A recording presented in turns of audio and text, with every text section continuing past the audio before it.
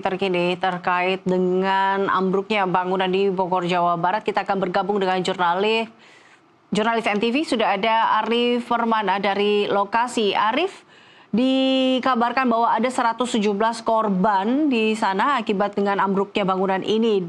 Bisa diinformasikan kepada kami bagaimana kondisi saat ini, korban yang dirawat, ada berapakah korban-korban yang dirawat sejauh ini dan yang meninggal dunia? Ya baik, Elisa, saat ini saya berada di Kampung Ciapus, Desa Sukamakmur, Kecamatan Ciomas, Kabupaten Bogor.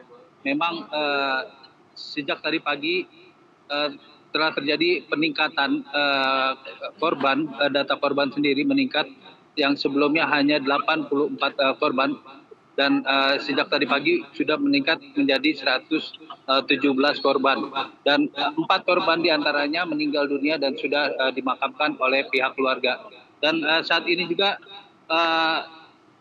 dari Dinas Kesehatan membuka posko kesehatan di mana masih banyaknya sejumlah masyarakat yang menjadi korban saat peristiwa ambruknya bangunan 2 lantai Majelis Talim As-Sobiah ini masih berdatangan ke posko kesehatan, di mana dengan datangnya para korban ini terjadi peningkatan data korban yang sebelumnya 84 yang kini meningkat menjadi 117.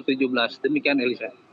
Baik, sejauh ini apakah sudah ada informasi, Arif, apa penyebab dari ambruknya bangunan 2 lantai ini?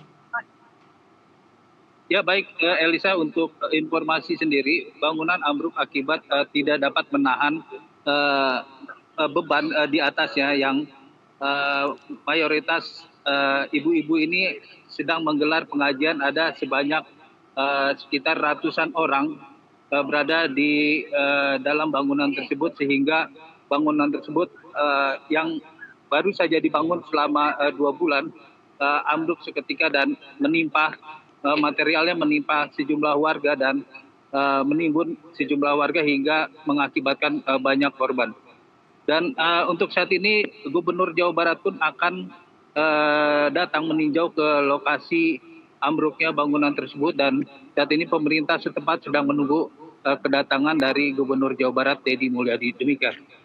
Baik, Arif, tadi Anda katakan bahwa sebenarnya bangunan 2 lantai ini adalah bangunan baru, seperti itu, baru 2 bulan. Tapi bagaimana? Apakah sudah ada proses penyelidikan atau hasil penyelidikan dan penetapan tersangka dalam kasus ini atau tersangka sementara? Dugaan sementara? Ya baik, Elisa, hingga saat ini masih dari pihak polisian maupun pemerintah setempat masih